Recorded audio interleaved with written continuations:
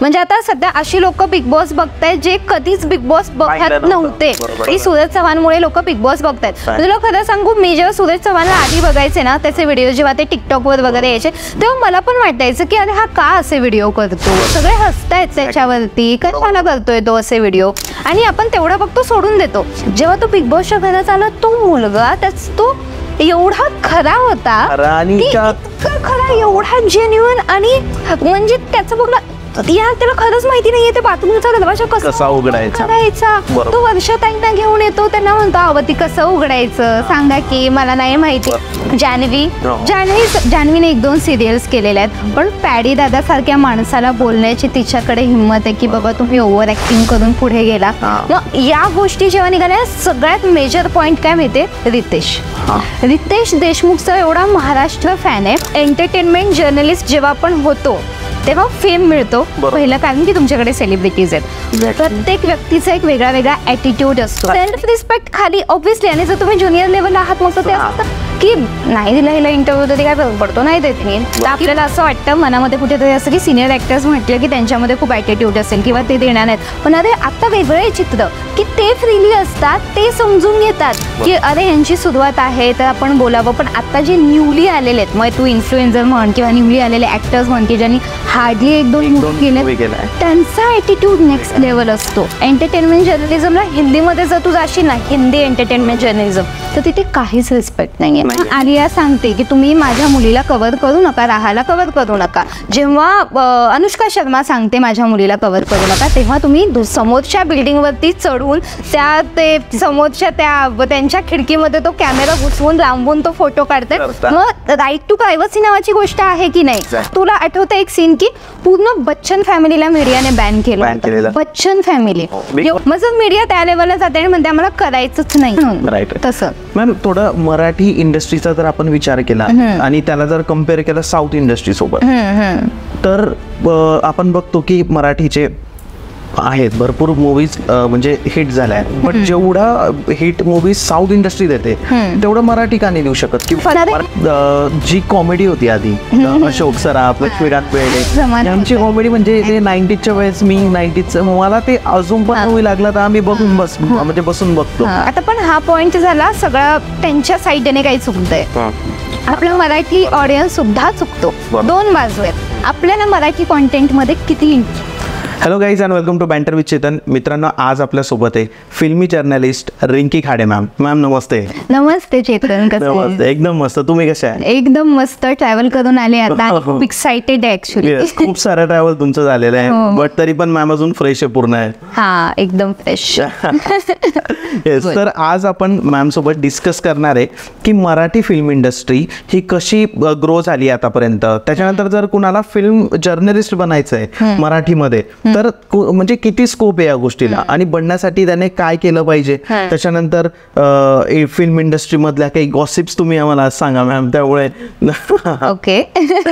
आपल्या प्रेक्षकांना खूप जास्त इंटरेस्टिंग वाटेल पॉडकास्ट. नक्कीच नक्कीच. तर मग सुरुवातीला आपण याच्यावरच जाऊ की फिल्म इंडस्ट्री जी आहे त्याच्यामध्ये जर आपल्याला जर्नलिस्ट बनायचं असेल तर तुम्ही काय सजेस्ट कराल की ती जर्नी कशी असते सुरुवातीची. जर 1-2 मिनिटात जर तुम्ही एक्सप्लेन केलं तुमचा एक अनुभव त्याच्यात हे करून. तर ऍक्च्युली हा प्रश्न खूप सुंदर आहे, कारण मला याच्या माध्यमातून मला सगळ्यांना हे सांगायचं की लोकांना ना असं वाटतं फिल्म जर्नलिस्ट किंवा एंटरटेनमेंट जर्नलिस्ट म्हणजे अशी फेम वाली लाईफ असते किंवा रोज सेलिब्रिटीजला भेटतात, किती भारी चाललंय. म्हणजे आता मी पण कोणाचा इंटरव्ह्यू घेतलं तर मला मेसेज येतात की अरे तुझं तर काही मस्त चाललंय ना, तुझी लाईफ एकदम छान चालली. पण ऍक्च्युली मध्ये ते तसं नाहीये.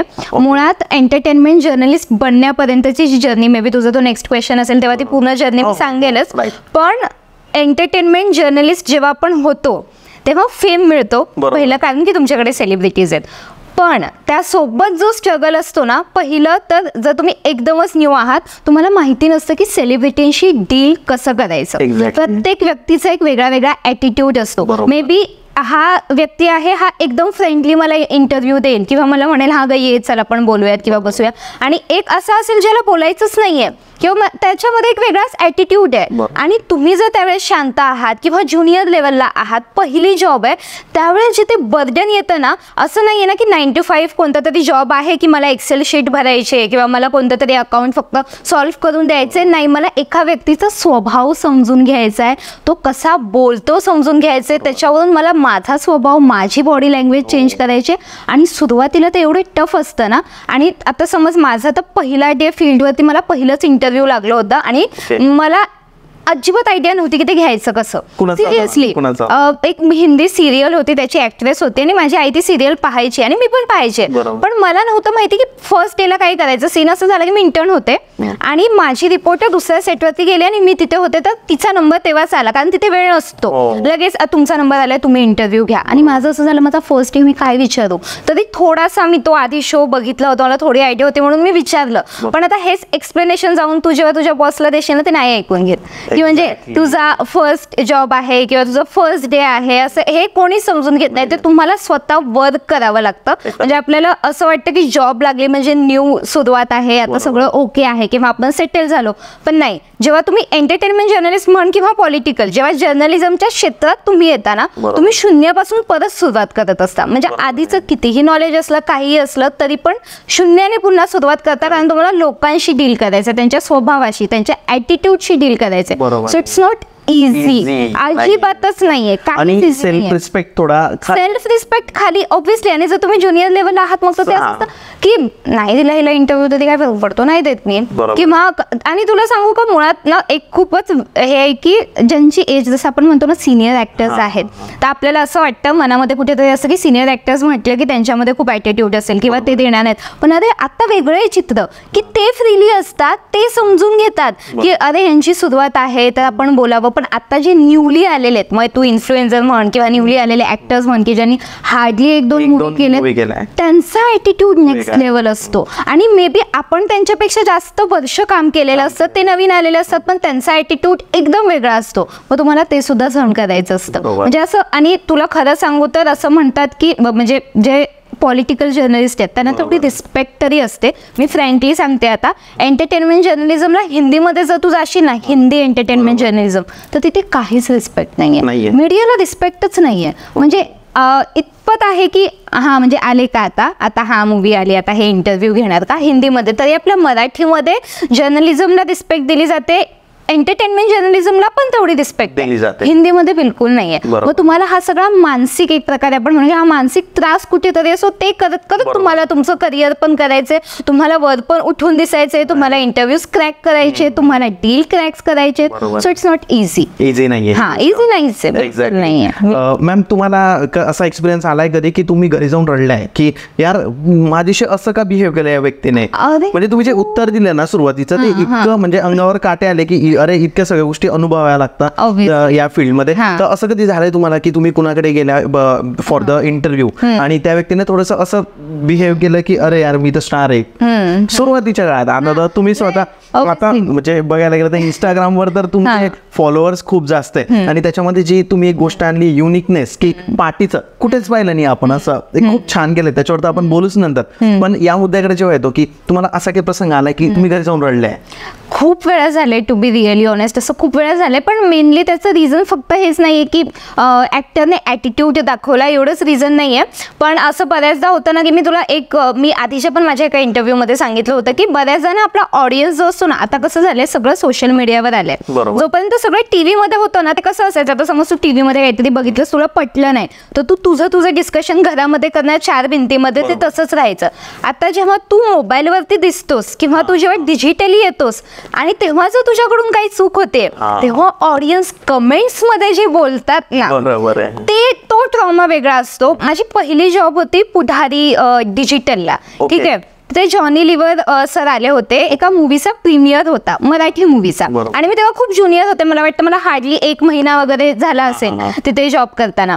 आणि त्यांचं मला इंटरव्ह्यू घ्यायचं होतं याच्यासाठी की बाबा तुम्ही प्रीमियर बघायला आला, तुम्हाला हा मूवी कसा वाटला. आता माझ्या डोक्यामध्ये काय, मी लहानपणापासून त्यांना बघते की ते हिंदी मूवीज करतात किंवा हिंदीत बोलतात. सो मी काय केलं, त्यांना हिंदीमध्ये क्वेश्चन विचारला आणि त्यांना, आणि मी त्यानंतर तोच क्वेश्चन मराठीत माझ्या ऑडियन्ससाठी घेणार, पण मी हिंदीत क्वेश्चन विचारला आणि ते स्टार्ट मराठीमध्ये झाले आणि त्यांनी मराठीमध्ये आन्सर केला. आता याच्यात माझ्या मनात असं काहीच नाहीये की बाबा मला माझ्या भाषेचा आदर नाहीये किंवा काही, पण त्यांनी हिंदीत उत्तर द्यायला सुरुवात केलं आणि मग मी पुन्हा प्रश्न विचारले ते मी मराठीत विचारले. बरोबर. तो इंटरव्ह्यू आता तू जाऊन बघशील तो मिलियन्स मध्ये, पण त्याचे कमेंट सेक्शन बघ, मला जे लोकांनी त्याच्यामध्ये शिव्या घातलेत मी तुला खरं सांगते, म्हणजे हिला पत्रकार कोणी केलं, हिला पुढारीवाल्याने घेतलं का, हिला काढायला सांगा, हिने मराठीतून प्रश्न का नाही विचारला, का नाही केली. आता त्याचा बॅकग्राऊंड ऐक, इथे जॉनी लिव्हर सर उभे, इथे आम्ही दोघं तुम्हाला मोबाईलमध्ये दिसतो, इथे 100 जण उभी आहेत ना, आणि इथे ABP उभा आहे, इथे मागे TV9 आहे, त्याच्या मागे लाईन लागले, अगं तू चल 2 मिनिटं हार्डली मिळतात. त्याच्यामध्ये माझ्या डोक्यात हे पण आलं पाहिजे नाही, मी माझ्या लँग्वेजमध्ये व्हॉट इफ मी त्यांना मराठीत विचारलं असतं आणि ते मला म्हणाले असते तू बाबा हिंदीत विचार, मग मी किती टाइम घेतला असता. बरोबर.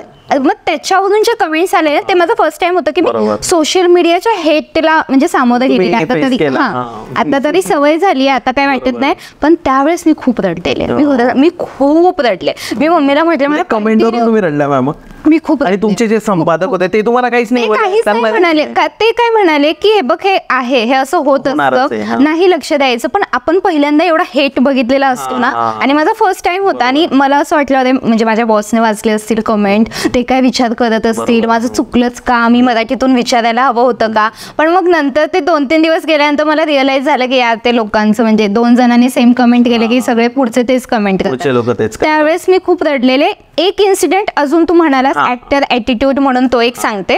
तो माझ्यासोबत नव्हता घडला, पण आम्ही इंटर्न्स होतो. सो मी ABP न्यूज हिंदीला इंटर्नशिप करत होते. तुला ऍक्टरचं नाव घेते आता, असू दे, पार्थ समतान म्हणून मे बी तुला ऍक्टर माहित असेल. तर तो मला खूप आवडायचा लहानपणी की, आणि मी त्याला नंतर इन्स्टा वगैरे ओपन झालं असं त्याला फॉलो वगैरे केलेलं की यार पार्थ असं. आणि मग जेव्हा मी ABPला जॉईन झाले तर माझ्यासोबत दुसऱ्या चॅनल्सचे म्हणजे NDTV झालं किंवा आज तक झालं, तर त्याचे पण वेगळ्या वेगळ्या इंटर्न्स होत्या. सो मला इंटर्नशिपला 1 मंथ कंप्लीट झाला होता. तो बेसिकली मला आयडिया आली होती की काय असतं कसं असतं. जी फ्रेंड होती तिचा पहिलाच दिवस होता इंटर्नशिपचा, आणि तिला बरोबर पाठवलं पार्थ समतानसमोर. सो आता आम्हा सगळ्यांना माहिती होतं की पार्थ समतान थोडासा ॲटिट्यूड आहे त्याच्यामध्ये किंवा तो नाही मीडियाशी व्यवस्थित बोलत, पण तिला ते माहिती नव्हतं. आणि ती गेली, ती इंटरव्ह्यू घ्यायला, बिचारीचा फर्स्ट डे, कॅमेरा समोर येते, अशी ती भीती पण आहे आणि आम्हाला कळते बिकॉज आम्ही तिथून गेलोय. आणि तिने काहीतरी क्वेश्चन विचारला आणि ही वॉज लाईक की अभ्यास करून यायचा, असंच काहीतरी आम्हाला विचारायचं नाही, कशाला इथे बोलवलंय, हिला तर काही माहिती नाही. बट आता त्याला हे पण माहिती आहे की ती जुनियर आहे, त्याला हे पण माहिती की ते सेटवरती पहिल्यांदा आले, पण हा ॲटिट्यूड. त्यावेळेस मी म्हटलं की यार आपणच यांना मोठं केलेलं आहे, आपणच यांना स्टार बनवलेला आहे, मग हा कोणत्या लेवलचा ॲटिट्यूड आहे. फक्त शून्यातून सुरुवात केली अशी कधी ना कधीतरी, तुझं असं कोणतरी बोललं असेल तू कसं काय बोलू शकतोस. असे लोक असतात, काही काही असे ऍक्टर्स आहेत. इव्हन आपल्या मराठीमध्ये पण काही आहेत, आता त्यांचं नाव मी ऑब्व्हियसली नाही घेऊ शकत, पण आहेत बरेच. मॅम ऍक्च्युली आपण बघायला गेलं ना तर मीडियाचा खूप मोठा रोल असतो. आता आपण पॅपॅराझी बघतो, हिंदी मधले पॅपॅराझी बघतो की ऍक्च्युली बघायला गेलं तर हा PR असतो, ऑलरेडी पेड टू कंपनीज, सगळ्याच कंपनीला पे करतात. बरोबर.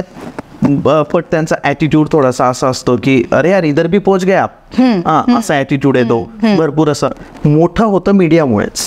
जर मीडियाने यांना नाही दाखवलं किंवा यांची मूवी येते तर मीडियाने यांचा PRच नाही केला, नाही करायचा आम्हाला, कुणावर बॉयकॉटच करून गेलं, तर मग हे जे असतात. आणि जे तुम्ही बोलल्या की जे इन्फ्लुएन्सर आहे, नवीन नवीन इन्फ्लुएन्सर, त्यांना आजकाल चांगलं करिअर बनतंय, त्या लोकांना तर त्या लोकांमधला ॲटिट्यूड थोडा वेगळा आहे. बिकॉज त्यांना असं वाटतं की आम्ही सेल्फ मेड स्वतः सगळं बरोबर आहे. पण जर मीडिया यांच्यापासून दूर गेलं तर मग यांच्या याच्यावर इम्पॅक्ट नाही होणार का? ऑब्व्हियसली होणार, 100% होणार. बघ कसं झालंय माहितीये का, 2 बाजू असतात प्रत्येक गोष्टीच्या.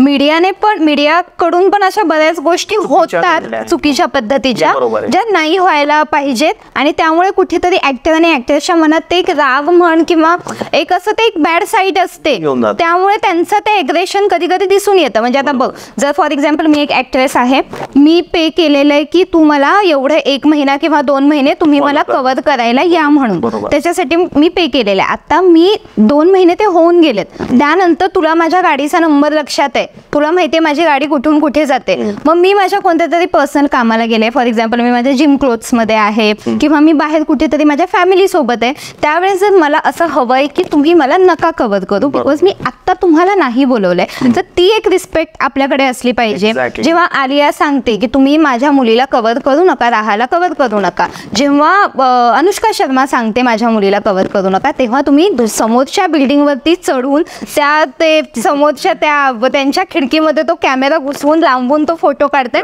मग राईट टू प्रायव्हसी नावाची गोष्ट आहे की नाही, मग तुम्ही जर त्या सगळं जर तुम्ही तोडून पुढे जात असाल तर ऑब्व्हियसली बऱ्याचदा मग तुम्हाला तो अपमान पण तुम्हाला सहन करावाच लागतो. सो त्या 2 बाजू असतात. पण हा, जसं तू म्हणालास की नवीन आलेले इन्फ्लुएन्सर्स वगैरे जे आहेत त्यांना ऑब्व्हियसली असं वाटतं की माझे फॉलोअर्स मला फॉलो करतात म्हणजे मला काही गरज नाही मीडियाची वगैरे, पण असं नाहीये. ती मीडिया आहे.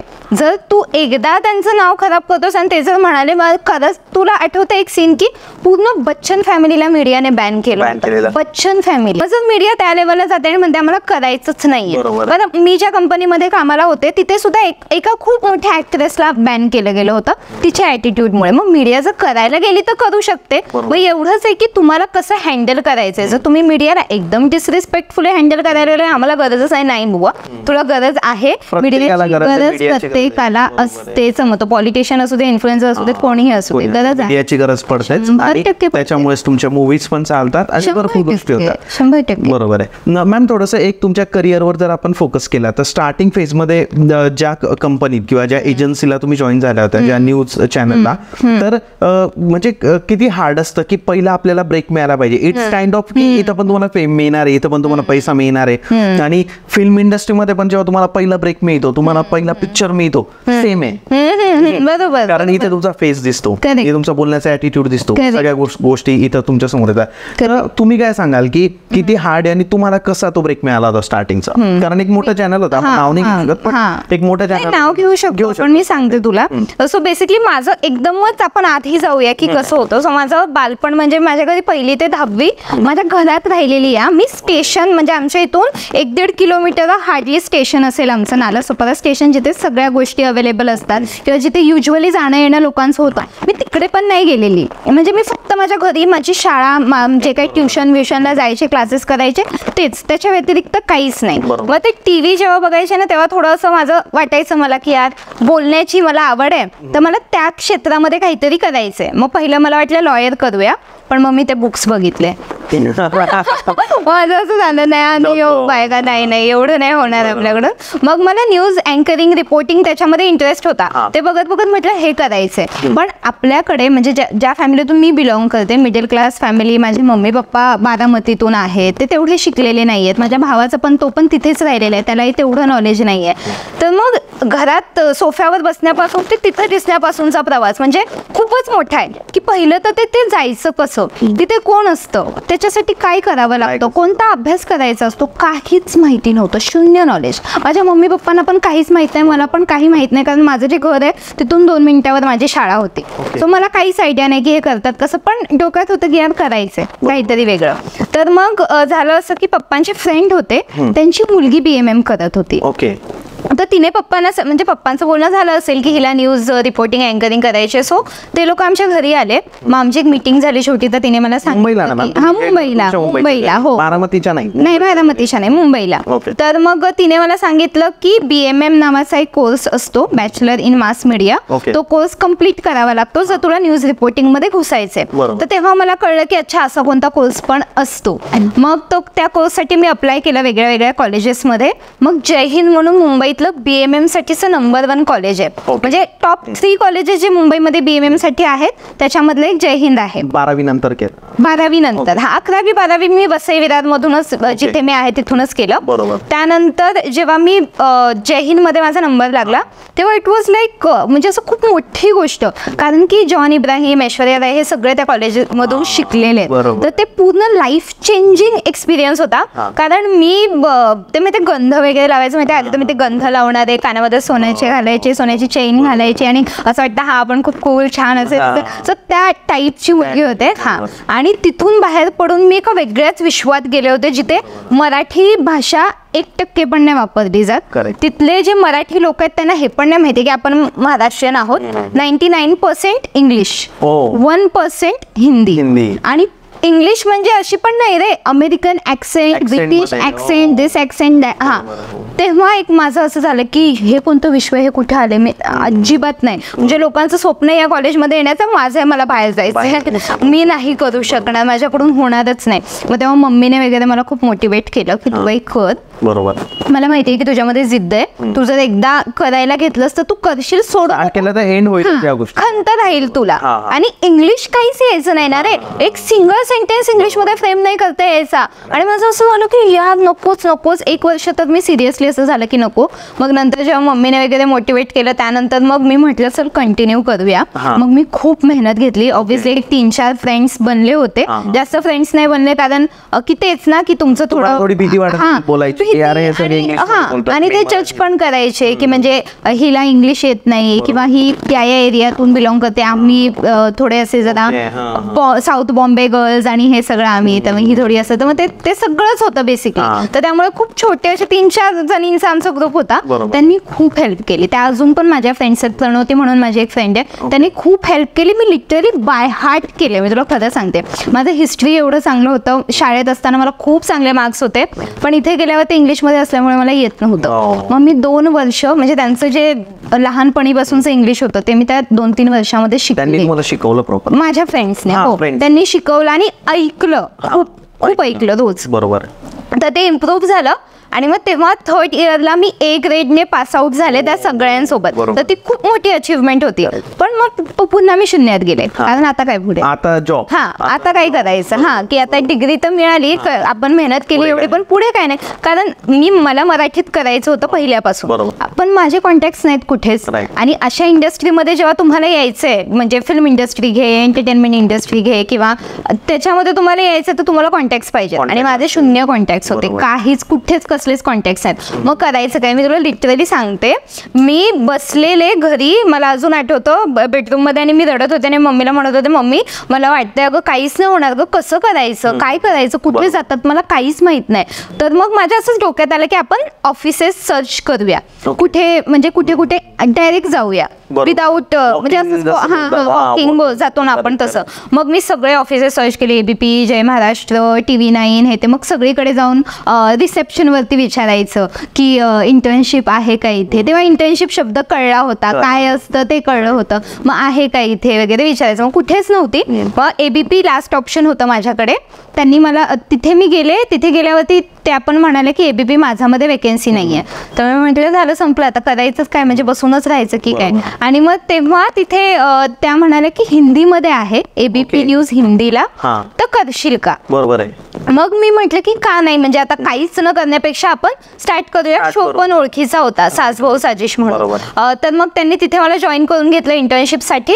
आणि तेव्हा मग तो वेगळा प्रवास, की मग तर ज्यांना टीव्हीत पाहिले ते सगळे सेलिब्रिटी समोर, आता कॅमेरा कुठे लावलेला असतो, माईक कसा पकडायचा, मग असा पकडल्यानंतर असा आधीच घेतला तर त्याच्यावरून प्रॉब्लेम, माईक कॅमेरामॅनला एक्सपेक्टेड असायचं की तुला माहिती असलं पाहिजे कसं करायचं. असे बरेच इश्यू फेस करावे लागतात. आणि त्यानंतर स्वतःचा एक ॲटिट्यूड डेव्हलप करावा लागतो की आपण पण कोणीतरी आहोत, आपल्याला सुद्धा काहीतरी कळतंय. म्हणजे ते जे असतं ना रे की आपण खूप सेलिब्रिटी म्हटलं की आपल्याला असं वाटतं आपण थोडे हे आहोत आणि ते असे, तर आपण तो त्यांना रिस्पेक्ट. पण तसं जेव्हा तुम्ही करता ना तेव्हा उलट सेलिब्रिटी तुमच्याशी कनेक्ट नाही होत. जेव्हा तुम्ही सेलिब्रिटीशी ॲज अ फ्रेंड राहता ना की हाय कसा आहेस, कशी आहेस, काय, त्यांना ते आवडतं.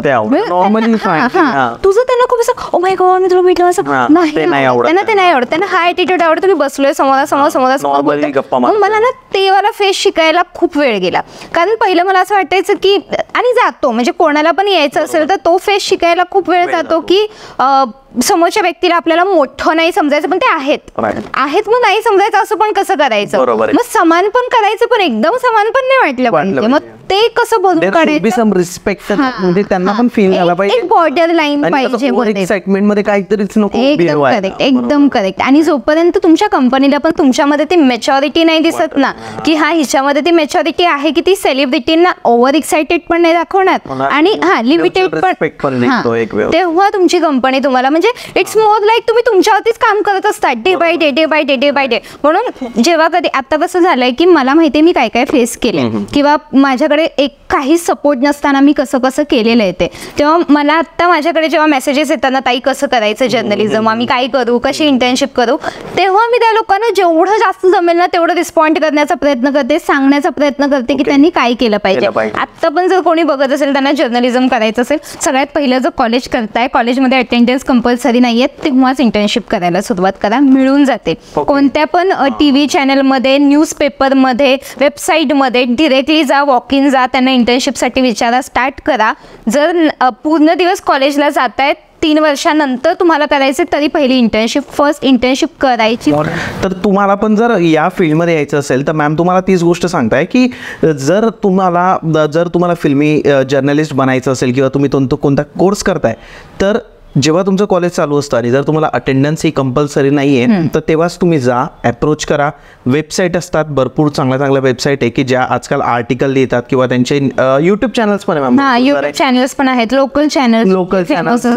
तर तुम्ही शिक्षण घेताना, तुम्ही तो कोर्स करताना त्यांच्याकडे जा, त्यांना अप्रोच करा, तुमचा पोर्टफोलिओ बनवा आणि त्यांना सांगा की I want to work internship. Ma'am फ्रीमध्ये जरी गेली तरी मीडियामध्ये फ्रीज इंटर्नशिप आहे. हो, तुम्हाला मनाची तयारी ठेवायची की तुम्हाला पैसा मिळणार नाहीये, तुम्हाला ही पण मनाची तयारी ठेवायची की थोडंसं तुम्हाला कमी लेखलं जाईल, होतं असं पण. तर इच्छाशक्ती पण पाहिजे, तेवढे तुम्ही स्ट्रॉंग पण पाहिजेत आणि हा पैसा इतने जल्दी नाही मिळेगा, ती तयारी पण. त्यामुळे शिक्षण घेताना सुरू करा, म्हणजे तुम्ही पास आउट झाल्यानंतर तुमच्याकडे एक्सपिरियन्स काउंट होईल आणि या सगळ्या गोष्टी होतील.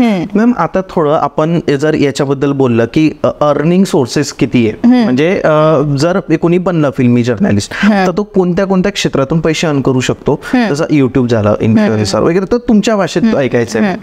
बघ, एखादा फिल्म जर्नलिस्ट कोणत्या ऑर्गनायझेशनशी कनेक्टेड आहे, जसं आता मी एका चॅनल सोबत काम करते, तर आम्हाला एका चॅनल सोबत काम करताना दुसरीकडे कुठेच काम करण्याची परमिशनच नसते, म्हणजे आम्ही नाहीच करू शकत. सो आमचा जो इन्कम सोर्स तोच असतो जी आमची सॅलरी येते. त्या व्यतिरिक्त जर आम्हाला काही इन्कम सोर्स हवा असेल तर मग आम्ही एक तर स्वतःचं युट्यूब चॅनल करू शकतो, त्या युट्यूब चॅनलमधून जे अर्निंग येईल ते, किंवा एखाद्या कोणत्या तरी मूवीचं समज त्यांनी आम्हाला सांगितलं की तुम्ही रिव्ह्यू करा, तर मग त्याचे जर ते आम्हाला काही पैसे देत असतील तर ते इन्कम सोर्स आहेत. मॅम तुम्ही एका चॅनल सोबत काम करताना तुम्हाला युट्यूब चॅनल स्टार्ट करता येऊ शकतं? नाही. काही चॅनल्समध्ये अलाउड असतं, काही चॅनल्समध्ये बिलकुल अलाउड नसतं. जसं मी ज्या चॅनल्समध्ये काम केलं तिथे आम्हाला बिलकुल अलाउड नव्हतं यूट्यूब चॅनल, बिकॉज मी आधी सुरू केला पण मी तिथे जॉब स्टार्ट केल्यानंतर मला बंद करायला सांगितलं. सो तसं अलाउड नसतं तुम्हाला. मग ते कसं आहे की तू एक सर्टन एक्सपिरियन्स घे 4 ते 5 वर्षांचा, थोडेसे कॉन्टॅक्ट्स बनव, त्यानंतर तू स्वतःचा युट्यूब, म्हणजे तुझ्या फेसमुळे लोकांनी आलं पाहिजे तुझ्या शोवरती, असं करावं लागतं. But at that time you can't work with the agency. No, you can't. Okay.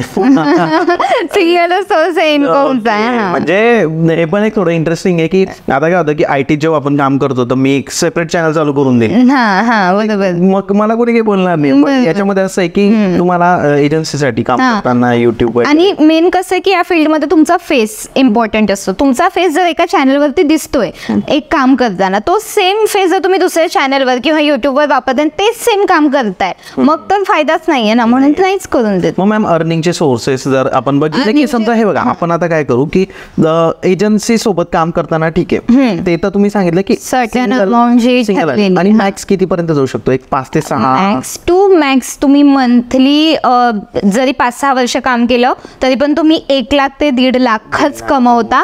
अगदीच एकदम मोठ्या हिंदी चॅनल मध्ये वगैरे तुम्ही आहात तर 2च्या वर तर तुम्ही विचारच करू नका, म्हणजे नाहीच मिळत. म्हणजे ही फील्ड अशी आहे ना की इथे फेम खूप आहे आणि सगळ्यांना असं वाटतं खूप हॅप्पी लाईफ आहे किंवा बापरे किती कमवत असशील ना, किती बघत. अरे गावचे आपले लोक कमवत असतात, त्यांना फक्त एवढंच की त्यांना फेम नाहीये पण ते खूप कमावतात. पण मीडियामध्ये किंवा एंटरटेनमेंट जर्नलिझम मध्ये किंवा इव्हन पॉलिटिकल जर्नलिझम मध्ये पण पैसे तेवढे नाहीये. बाकीचे सोर्सेस काय, जर मी कोणत्या एजन्सी सोबत कनेक्टेड नाहीये, कोणत्या चॅनल सोबत कनेक्टेड नाहीये, तर मी मी बाकी अशा कोणकोणत्या गोष्टीमधून पैसे कमवू शकतो? युट्यूब. तू तुझं युट्यूब म्हणजे तुला जर जर्नलिझमच कंटिन्यू करायचंय तर ऑब्व्हियसली तुला तुझं चॅनल असणं गरजेचं आहे. मग तुला युट्यूब ओपन करावं लागेल, तुला इंस्टाग्राम ओपन करावं लागेल, त्याच्यावरती तुला बिल्डअप करावं लागेल. मग तिथून तुला ब्रँड्स येतील किंवा तुझ्या युट्यूब चॅनलला स्पॉन्सरशिप दिली कोणी तर मग तिथून तू कमवू शकतो. आणि युट्यूबचे जे व्ह्यूज येतात त्यातून तर पैसा येतोच. आणि मूवी प्रमोशन करत असशील तर तू मूवीच्या टीम कडून त्याचे पैसे घेऊ शकतो तशा पद्धतीने. एक्झॅक्टली. आता याच्यात खूप चांगला पॉईंट सांगितला मॅम तुम्ही की जर स्वतःच आपलं चॅनल आहे आणि तुम्ही तुमचा फेसच त्या चॅनलवर आहे तर तुम्हाला सेलिब्रिटी एक 5-6 वर्षानंतर तुमचे कनेक्शन बनून जातात तर ते तुम्हाला पे करू शकतात की आमचा पॉडकास्ट करा किंवा आमचं मूवी येते तर तुम्ही त्याचं एक पॅकेज तुम्हाला देतो. ऑब्व्हियसली या सगळ्या गोष्टी PR एजन्सीज तसं होऊ शकतं. हो, त्यासाठी तुम्हाला तुमचा फेस आणि तुमचं व्हॅल्यू तेवढी डेव्हलप करायला पाहिजे की तुम्हाला बघून लोक येतील तिथे किंवा तुमच्या शो साठी तिथे येतील असं तेवढं बिल्ड करावं लागेल. आधी असंच नाही होणार, मेहनत आहे त्याला खूप. येस. आणि मॅम जर्नलिझम मध्ये अभ्यासाचा जर आपण विचार केला तर तुम्ही एखाद्याचा जर इंटरव्ह्यू करायचा आहे किंवा पॉडकास्ट किंवा आहे तर त्याच्यात कोणकोणत्या गोष्टींचा अभ्यास करून तुम्हाला जावं लागतं. म्हणजे नंबर्स पण बघायला लागतात की या पिक्चरने या पिक्चरने आधी इतके पैसे कमवले होते तर मग मला आता मी किती कमवू शकते हे सगळं तुमच्या डोक्यात ऑब्व्हियसली थोडं त्याबद्दल म्हणजे प्रत्येक दिवस नवा असतो रे. म्हणजे असं नसतं की R&D जो भाग येतो आता तू पॉडकास्ट करतो तुला माहित असेल की एक ज्या व्यक्तीशी आपल्याला पॉडकास्ट करायची ज्या व्यक्तीसोबत आपल्याला बोलायचे त्या व्यक्तीची पूर्ण हिस्ट्री माहिती असायला पाहिजे तेव्हा ते इंटरव्ह्यू इंटरेस्टिंग होणार आहे नाही तर नाही होणार आहे. म्हणजे आता एंटरटेनमेंट मध्ये काय कॉमन क्वेश्चन आहे, समज कोणता मूवी आला तर या मूवीमध्ये काम करण्याचा तुमचा अनुभव कसा होता, कोण कोण स्टारकास्ट होती, त्यांच्यासोबत तुम्ही बिहाइंड द सीन काय काय केलं, हे कॉमन क्वेश्चन आहे. ठीक आहे. आता 10 एंटरटेनमेंट जर्नलिस्ट आहेत त्यातला जर एक एंटरटेनमेंट जर्नलिस्ट वेगळा दिसून येतो तो का दिसून येतो माहितीये, कारण समोर बसलेल्या व्यक्तीचं त्याला A to Z सगळं माहिती असतं. त्याचं 5 वर्षापूर्वीचं इंटरव्ह्यू मध्ये तो काय म्हणाला, त्याने सोशल मीडियावर आता रिसेंटली काय पोस्ट केलंय, तो जे कॉन्व्हर्सेशन करतोय त्याच्यामधून मला काय विचारता येते, म्हणजे जे इंटरॅक्टिव्ह कॉन्व्हर्सेशन आपण म्हणतो ते जर तुम्हाला करता येत असेल ना तर मग तो थोडा वेगळेपणा. पण त्याच्यासाठी एकच गोष्ट लागते R&D. भयंकर research and develop. Podcast interview बघा त्यांचे छोटे 10 वर्षापूर्वीचं त्यांचं एक मी श्रेयस तळपदेचं रिसेंटली इंटरव्ह्यू घेतलं होतं. मराठी सिरियल घर, मला तर त्या सिरियलचं नाव आठवत नाहीये पण प्रार्थना भेरे सोबत ती सिरियल होती आणि ती छोटी मुलगी होती बघ त्याच्यामध्ये. मला सिरियलचं नाव नाही आठवत आहे आता पण ठीक आहे सगळ्यांना माहिती आहे खूप फेमस सिरियल आहे. तर त्यावेळेस माझा इंटरव्ह्यू होता आणि श्रेयस तळपदे थोडे असे म्हणजे त्यांचं मूडवरती असतं की इंटरव्ह्यू ते किती इंटरॅक्टिव्ह बनवतील. तर त्यावेळेस माझा एक शो होता की काल काय ऐकलंय ते खरं आहे का. सो त्याच्यामध्ये असं होतं की मी त्यांना काहीतरी त्यांच्याबद्दल विचारायचे, ती बातमी खरी आहे की खोटी आहे त्यांनी सांगायची. तर त्यांनी 6 वर्षांपूर्वी एक इंटरव्ह्यू दिलं होतं आणि मी त्याच्यामधून काही क्वेश्चन्स काढले होते. त्याच्यामध्ये त्यांनी सांगितलं त्यांची पहिली कार कोणती होती किंवा त्यांच्या वाईफने पहिल्यांदा काय बनवलेलं वगैरे वगैरे, जे त्यांना पण मुळात आठवणीत नाहीये की त्यांनी कोणत्या तरी इंटरव्ह्यू मध्ये सांगितलं होतं. पण मी जेव्हा ते असे क्वेश्चन विचारले ना ही बातमी खरी आहे का, तेव्हा त्यांचं असं झालं की ते मला म्हणाले पण तू कितना स्टडी करके आई है. मी म्हटलं हा इतना किया है, मैं बैठू मी रात्रभर रिसर्च केली आहे त्या गोष्टीवर. मग तेवढं जर तुमचं R&D असेल ना तर तुम्ही थोडं स्टँड आउट ऍटलीस्ट होता त्या क्राऊड पासून की हे इथे काहीतरी रणवीर अलाहाबादी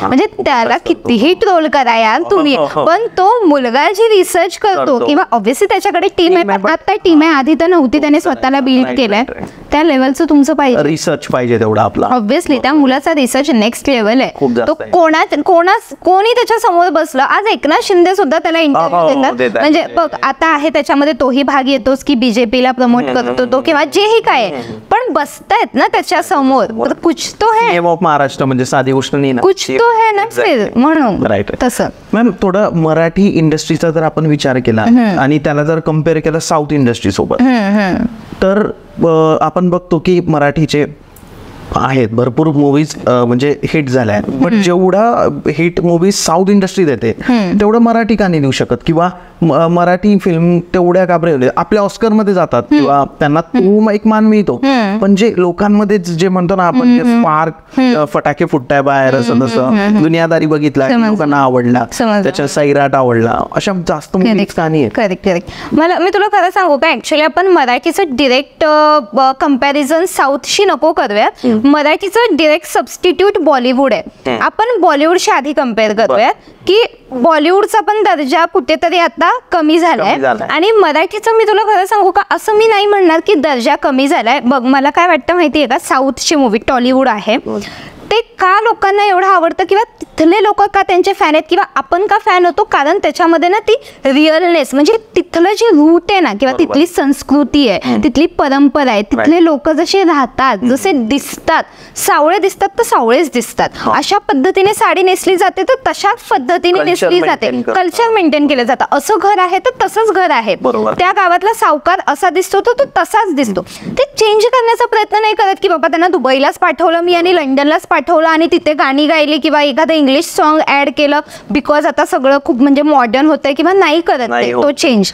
आपल्याला जपून ठेवलंय म्हणून आपल्याला ते बघायला आवडतं किंवा त्या लोकांना सुद्धा त्यांचे जे लोक आहेत जे टॉलिवूडचे मूवीज बघतात, साऊथचे लोक, त्यांना सुद्धा ते त्यामुळेच बघायला आवडतं. बॉलिवूडमध्ये आणि मराठीमध्ये ना मॉडर्नायझेशन हवी होत चाललंय. मग मला पर्सनली हे वाटतं, कारण बॉलिवूडच्या आधीचे मूवीज बघ ना तू, जेव्हा करण अर्जुन, मी नाही म्हणत की हा म्हणजे खूपच बघण्यासारखा मूवी किंवा शोले खूपच बघण्यासारखा मूवी आहे, पण तरी लोकांनी का कनेक्ट केलं होतं, बिकॉज आपल्या इंडियन लोकांमध्ये थोडं आहे ते इमोशन्स किंवा ते ऍक्शन आणि ते रोमॅन्टिक आणि ते सगळं आहे ना इनबिल्ट आपल्या स्वभावात पण आहे. मग ते जेव्हा ते स्क्रीनवरती दिसतं तेव्हा आपण कनेक्ट करतो आणि आपल्याला बघावंसं वाटतं. पण आता काय होत चाललंय की ते दोन हिरो हिरोईन कोणतरी आहेत, मग त्यांचं काहीतरी अफेअर आहे, मग थोडंसं ते हुकअप आहे, हे आहे जे मॉडर्न कल्चर आहे ते आणण्याचा प्रयत्न करतात. मग त्याने ते कॅटर कोणाला करतायत, फक्त जो यंग क्राऊड नाही म्हणता येणार पण रिच क्राऊड म्हण किंवा तो फक्त क्राऊड अट्रॅक्ट होतोय त्यांच्याकडे. फॉर एक्झाम्पल आता करण जोहरने जो आणला होता गहराईया म्हणून,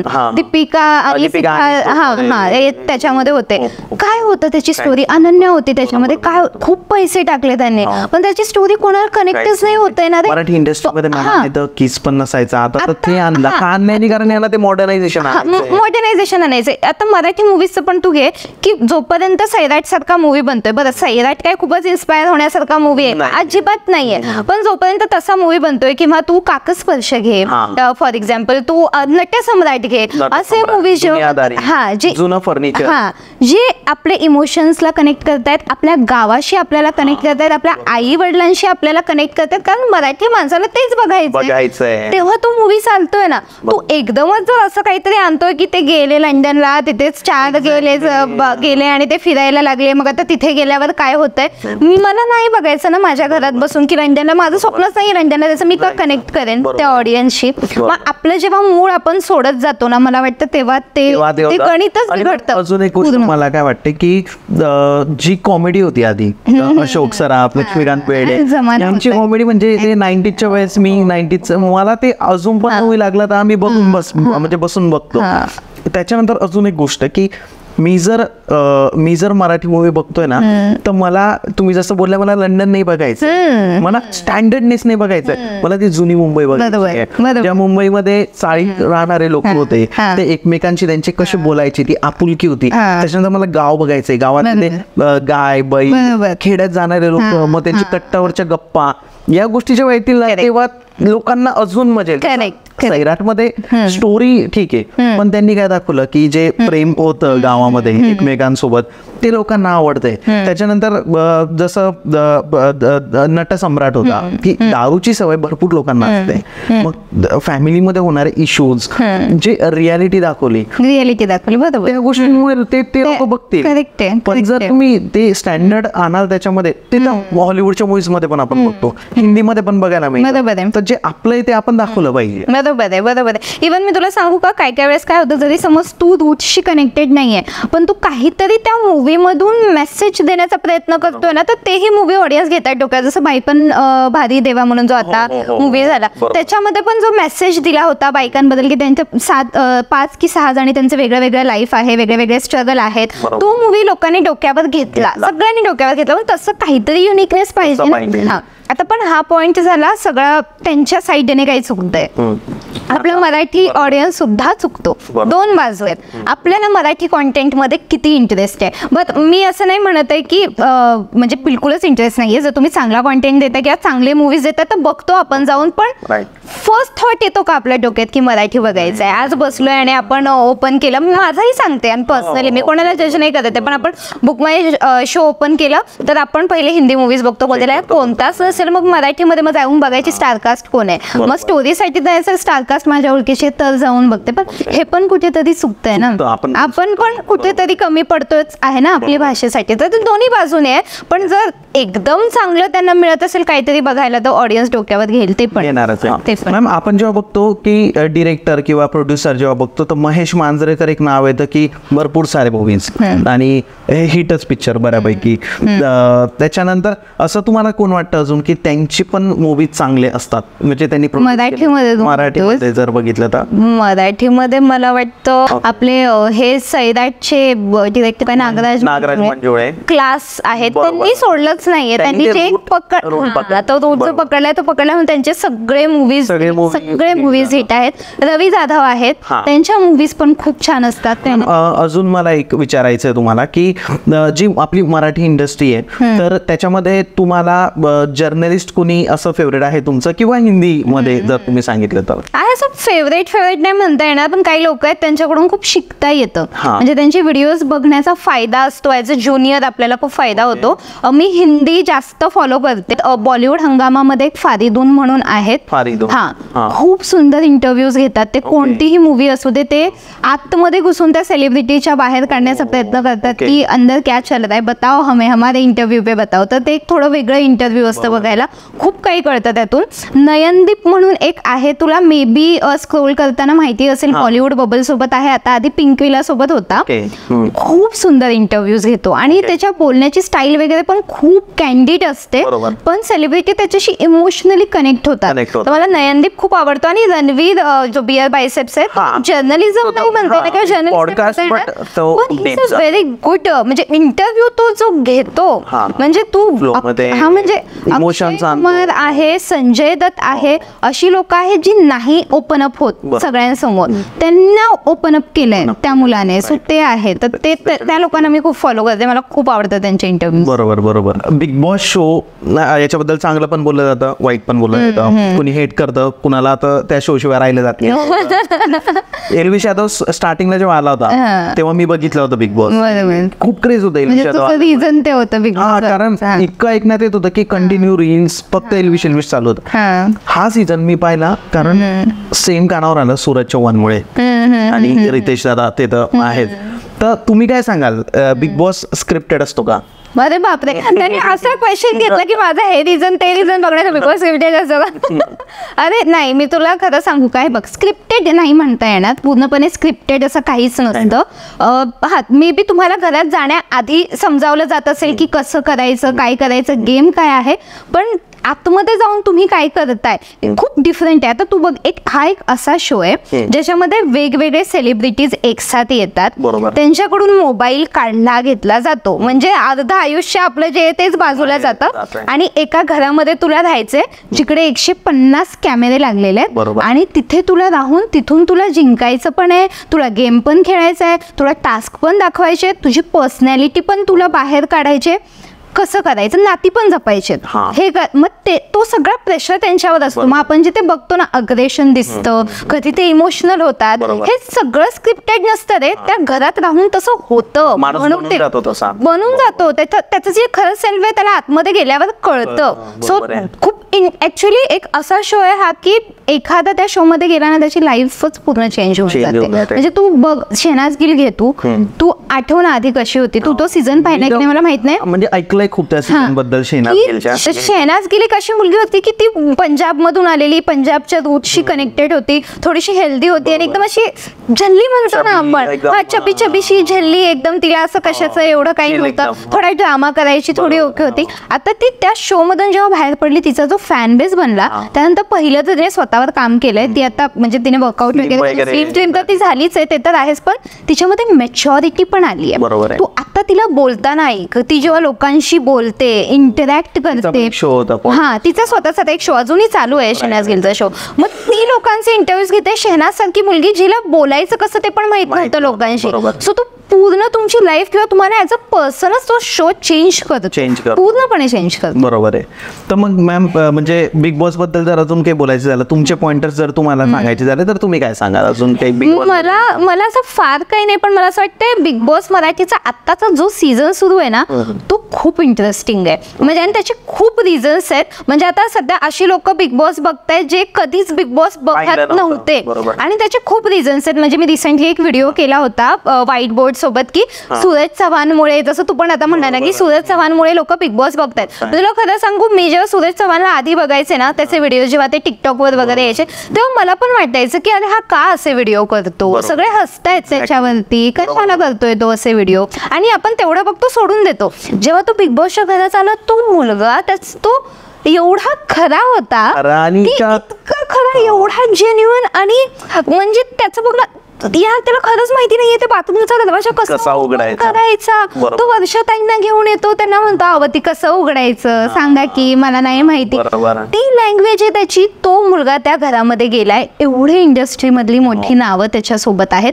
तरी पण बघ त्याला पहिले काही दिवस त्याचा कॉन्फिडन्स एवढा लो होता ना, की त्याला वाटत होतं मी कोणामध्ये आलोय, मी ते असायला पाहिजे नाही. त्याच्या फेसवरून कळायचं ते. त्याला सतत बिग बॉसने मोटिवेट केलं. तू पाहिलं रितेश, हा कन्फेशन रूम मध्ये बोलवलं, तिथे बिग बॉसने समजावलं की तुझा एक पॅटर्न आहे, तू एका सेक्शन मधून येतोस, असं बोल लोकांशी, तू तसं बोल, शांत राहू नकोस. मग त्याच्यामध्ये कॉन्फिडन्स यायचा, तो बाहेर जाऊन असं काहीतरी करायला तो शांत होऊन जायचा. मग रितेश दादांनी त्याला समजवलं. जेव्हा त्याला एका पॉइंटला कळलं की हा बाबा आपण करायला पाहिजे काहीतरी, तेव्हा तो आता उठून दिसतोय. तर एक तर तो पॉइंट होता यावेळेस बिग बॉसचा सगळ्यात मेन, कारण सूरजचं ते रिअल पहिल्यांदा कोणतरी एवढं रिअल आलं होतं. सेकंड काय झालं होतं माहिती का, इंटरेस्टिंग गोष्ट, की हे पहिलं बिग बॉस असं होतं ना ज्याच्यामध्ये 2 ग्रुप, म्हणजे मराठीमध्ये असं की 2 ग्रुप एकदम विजिबली पडले होते. म्हणजे असं पहिलं कसं असायचं की ग्रुप जरी पडले ना, तरी डिवाइड असले ना, तरी कळायचं नाही की ग्रुप डिवाइड झालेत. आणि इथे जे ग्रुप डिवाइड झाले, आता आपला मराठी माणूस बघ की आपल्याला कोणी खाली खेचण्याचा प्रयत्न करते, किंवा कोणतरी एकदम हाय फंडू असेल आणि आपण साधे असू ना, तर आपल्याला त्या हाय फंडू लोकांचा खूप राग येतो. आपल्याला वाटतं की हे काय स्वतःला समजतात वगैरे वगैरे. आणि ती स्ट्रॅटेजी बघ ना इथे कशी यूज झाली, की निक्की, अरबाज, तो घनश्याम, वैभव, इरिना, ह्या लोकांचा जो ग्रुप आहे ना, थोडा हाय प्रोफेशनल, जान्हवी बाई, हा तर मग ह्यांचा तो ग्रुप जे ऑलरेडी जाऊन आलेले, जे म्हणजे टापटीप आणि थोडेसे रियालिटी शो एक्सपिरियन्स, किंवा त्यांचा एक ऑरा थोडासा वेगळा आहे. आणि इकडे दुसरा ग्रुप आहे तो जे खूप साधे, सरळ, सिम्पल, ज्यांना त्यांच्या इमेजची पण तेवढी म्हणजे काळजी आहे की आपण चुकीचे नाही दिसायला पाहिजे, ज्यांना त्यांची संस्कृती पण जपायची आहे, पण मग त्यांना गेम पण खेळायचा आहे, लाईफमध्ये ऑलरेडी भरपूर काही अचीव्ह केलेला आहे. मग ते असं झालं की साधे भोळे लोक वर्सेस हे आगाऊ लोक आपण म्हणूया थोडं. तर मग ती गोष्ट लोकांना कनेक्ट झाली.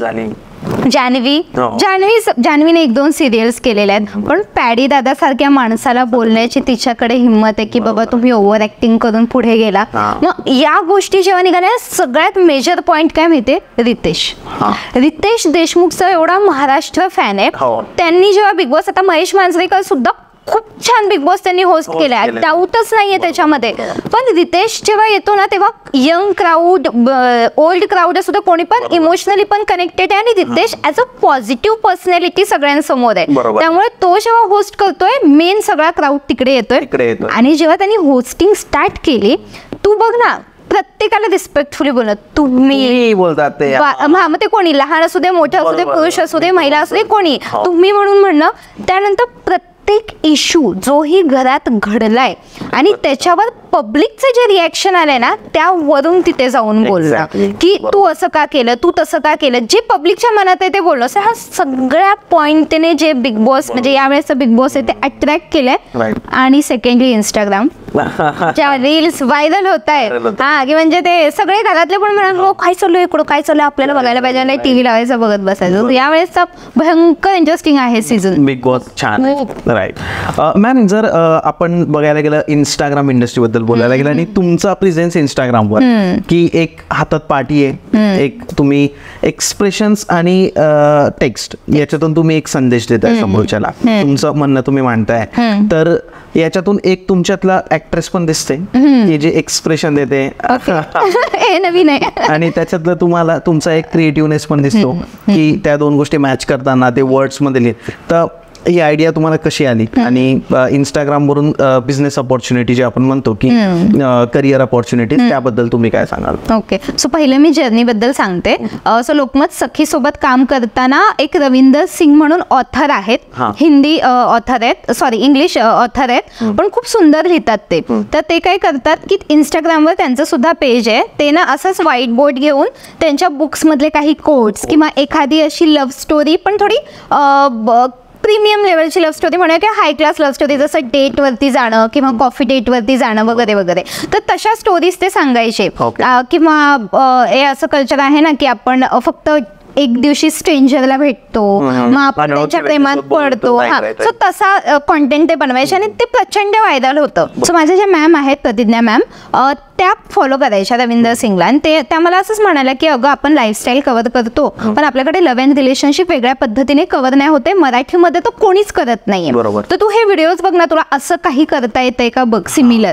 तर मी तेव्हा त्यांच्या समोर म्हटलं की हा करूया वगैरे, कारण त्यांना कसं नाही म्हणणार. पण त्यानंतर मला असं झालं की यार मी कसं करणार ना, म्हणजे प्रेमाचा एक्सपिरियन्स नाहीये, परत ऑडियन्सला कनेक्ट पण झालं पाहिजे, कसं पॉसिबल आहे. मग मी एक पहिला व्हिडिओ करून बघितला, तो साधारणतः 15,000 वगैरे काहीतरी गेला, हा पहिला व्हिडिओ इंस्टाग्राम वरती. तर तेव्हा मला वाटलं ठीक आहे ना 15,000 ओके शे, तेवढ्या लोकांनी तरी एक्सेप्ट केलंय आपल्याला. मग थोडं थोडं लिहायला सुरुवात केली, मग एक पण व्हिडिओ नाही चालला, असं काहीतरी मला वाटतं खूप व्हिडिओज केले जे नाहीच चालले. मग मी म्हटलं कुठे लूपहोल काय चुकतंय, काय होतंय एक्झॅक्टली. मग तेव्हा मला कळलं की आपला ऑडियन्स थोडा भावनेशीच जुळलेला आहे, त्यांना ते असं ओल्ड स्कूल रोमॅन्स किंवा असं जसं मी आधी पण सांगितलंय बऱ्याचदा की बाईकवरती जातानाचं प्रेम किंवा बस स्टॉपवरचं प्रेम असेल, शाळेतलं प्रेम, कॉलेजमधलं प्रेम, खरं खुरं प्रेम, टाइमपासवालं प्रेम नाही, नवऱ्या बायकोचं प्रेम, आईचं आणि मुलीचं प्रेम, ह्या अशा गोष्टी जास्त आवडतात. मग मी तेव्हा विचार केला की हा मला त्यामध्ये घुसलं पाहिजे म्हणजे लोकांच्या इमोशन्स पर्यंत पोहोचता येईल. मग मी तशा स्टोरीज लिहायला सुरुवात केल्या ज्या आपल्या प्रत्येकासोबत कधी ना कधीतरी घडल्या. मग ते जे ऑडियन्सने पिकअप केलं, म्हणजे आधी तर फेसबुकवरती भयंकर पिकअप केलं की म्हणजे व्हिडिओज डिरेक्टली मिलियन मध्ये जायला लागले. आणि त्यानंतर इन्स्टावरती तर आता तू बघतोस की आता हे सगळे व्हिडिओज मिलियन्स मध्ये जातात. ते तेच आहे की ऍट द एंड त्यांच्या इथे तुम्हाला घुसता आला पाहिजे. राईट. मग त्याच्यातून करिअर अपॉर्च्युनिटी किंवा अर्निंग सोर्स ते कसे ब्रँड्स वगैरे? तुला खरं सांगू का की या कॉन्सेप्ट वरून तर मी असा विचारच नव्हता केला की मला ब्रँड्स येतील किंवा काय. माझं असं होतं की लोकांना आवडतंय आणि मला पण आवडते तर करूयात. आता पार्टी दाखवून किंवा व्हाईट बोर्ड दाखवून मी कसं त्याच्यामधून अर्निंग करेन. पण आता इंस्टाग्राम वगैरे हे एवढं हे झालेलं आहे ना, इतकं इझी झालेलं आहे की तुम्ही कशाही पद्धतीने ते करू शकता. तू आता माझे रिसेंटली काही स्टोरीज पाहिल्या असतील तर मी त्या व्हाईट बोर्ड वरती सुद्धा ब्रँड सोबत काम केलेलं आहे. हा, मग त्यांचं ब्रँडचं आता कसं झालेलं आहे की तुम्ही जो कॉन्टेंट बनवता तोच लोकांना आवडतो, मग आम्ही तुम्हाला वेगळं काही नाही सांगणार, तुम्ही तुमचाच कॉन्टेंट करा, मग त्याच्यात आमचं इंटिग्रेशन तुम्ही कसं करता येईल ते बघा. सो मी आता रिसेंटली एक ट्रॅव्हलची स्टोरी केली होती, मी प्रॉपर स्टोरी डेव्हलप केली होती माझ्या पद्धतीने की मला काय काय काय काय फिरायचंय, मला हे सगळं फिरायचंय पण मला या ब्रँड सोबत ते फिरायचंय कारण त्यांचं ट्रॅव्हलचं हे खूप चांगलं किंवा ते खूप सेफली घेऊन जातात, मग तिथे प्रमोशन येतंय. सो तशा पद्धतीने त्या गोष्टी काम करतात. मग तू कॉमेडी कॉन्टेंट बनव किंवा तू कोणत्याही पद्धतीचा कॉन्टेंट बनवत असशील तर त्याच्यामध्ये ब्रँड तुला कसं इंटिग्रेट करता येईल. डिरेक्टली ऍडव्हर्टाइजमेंट नको वाटायला, कारण डिरेक्टली ऍडव्हर्टाइजमेंट म्हटलं तर लोक स्किप करतात, त्यांना कळतंय की बाबा ह्याला पैसे मिळालेत म्हणून हा बडबडतोय, पण मग तुला ते इंटिग्रेशन कसं करता आलं पाहिजे दॅट्स अप टू यू असं. मॅम मराठी पिक्चर कोणते येत आहे चांगले? जे आम्हा सगळ्यांना बघायला आवडते. तुला माहित असेल ना नवरा माझा नवसाचा 2 हा सेकंड पार्ट येतोय. म्हणजे अजून मला वाटतं प्रॉपर ट्रेलर पण रिलीज नाही झालाय बहुतेक, फक्त टीजर आलेला आहे. तरी लोकांनी डोक्यावर घेतलंय. आणि जेव्हा अनाउन्समेंट झाली होती की नवरा माझा नवसाचा 2 येणार आहे, तेव्हाच लोक खूप एक्साइटेड होते की फायनली हा मूवी येतोय. कारण ऑब्व्हियसली त्या मूवीची लेगसी आहे. म्हणजे आता जर कोण म्हणेल शोले 2 आणणार आहोत आम्ही, तरी पण आपण सेम लेवलने एक्साइटेड असो की अरे यार शोले 2 येणार आहे. तसं ते नवरा माझा नवसाचा म्हणजे आपल्या आई वडिलांना म्हण किंवा आपल्याला म्हण प्रचंड आवडलेला मूवी आहे. आणि मला वाटतं तो यावेळेस सुद्धा जर त्यांनी यावेळेस ते ट्रेन मधून जाणार आहेत यावेळेस, तर यावेळेस ट्रेन मधून जातात. यावेळेस अशोक मामा TC आहेत, कंडक्टर नाही आहेत. सो ते सगळं नवीन स्टारकास्ट आहे. हो ती स्टारकास्ट आहे. स्वप्नील जोशी नवीन ऍड झालेले आहेत. हा तर मग आता ते बघायचे की नेमका आता त्याचा रोल काय आहे, तो काही करणार आहे ते बघायचं आपल्याला. आणि त्याच एक्सपेक्टेशन्स वर आता तो मूवी तसा आधीच्या मूवीने एक लेगेसी क्रिएट केली आहे. तर मग हा मूवी आता काय करतोय ते आहे धर्मवीर आहे. धर्मवीर 2 आहे. पहिला धर्मवीर भयंकर हिट झालाय, तर याच्याकडून पण खूप अपेक्षा आहेत. थँक्यू सो मच तुम्ही आल्या आणि जर्नलिझम बद्दल इतक्या छान गोष्टी सांगितल्या. त्याच्यानंतर मराठी इंडस्ट्री, त्याच्यानंतर मीडिया, हे लोकांना माहित नाही पडत. कारण तुम्ही एक बॅक एंडला काम करत असतात, तुम्ही टीव्हीवर दिसतात, बट ते असं नाही कळत की यार या लोकांना काय फेस करावं किंवा मूवी कसा प्रमोट होतो. म्हणजे अजून तर याच्यात आपण सिरीज पण करू शकतो, इतक्या गोष्टी आहे. बट तुम्ही आज जे पण सांगितलं खूप छान होतं मॅम. Thank you so much. आणि ज्या लोकांना पण या इंडस्ट्रीमध्ये करिअर करायचंय तर तुम्हाला काय सांगा वाटेल? पहिलं तर तुला थँक्यू की तुम्हाला इन्व्हाइट केलं आणि एवढा सुंदर टॉपिक होता आपण डिस्कस करू शकलो, त्याच्यासाठी थँक्यू. आणि तुम्हा सगळ्यांना ज्यांना पण या इंडस्ट्रीमध्ये यायचंय, मग ते एंटरटेनमेंट असू दे किंवा पॉलिटिकल असू दे, आराम करू नका. म्हणजे तुम्ही एकदा कॉलेजला जॉईन झाला, तुम्हाला कळले तुम्हाला हाच कोर्स करायचा आहे, याच्यातच करिअर करायचंय, धावपळ सुरू करा, बसून राहू नका. जर तुमच्या जसं मी आधी सांगितलं कॉलेजला अटेंडन्स कंपल्सरी नाहीये, तर बाहेर पडा, इंटर्नशिप करा. कारण 3 वर्ष जरी तुम्ही शिकलात ना तो कोर्स तुमच्या कॉलेजमध्ये, तरी जेव्हा तुम्ही बाहेर पडताना तेव्हा जे प्रॅक्टिकल नॉलेज मिळतं ना तेच तुम्हाला घडवणार आहे. सो आराम करू नका आणि मनाची तयारी ठेवा की आपल्याला मानसिकरित्या खूप त्रास होऊ शकतो किंवा ह्युमिलिएट केलं जाऊ शकतं आपल्याला. तर त्या सगळ्या गोष्टींसाठी रेडी राहा किंवा पर्सनॅलिटी डेव्हलपमेंट कशी करता येईल त्या सगळ्या गोष्टींकडे लक्ष द्या, एवढं सांगेल. आणि काळजी घ्या, हात पित राहा. Thank you so much. Thank you Chetan, thank you so much.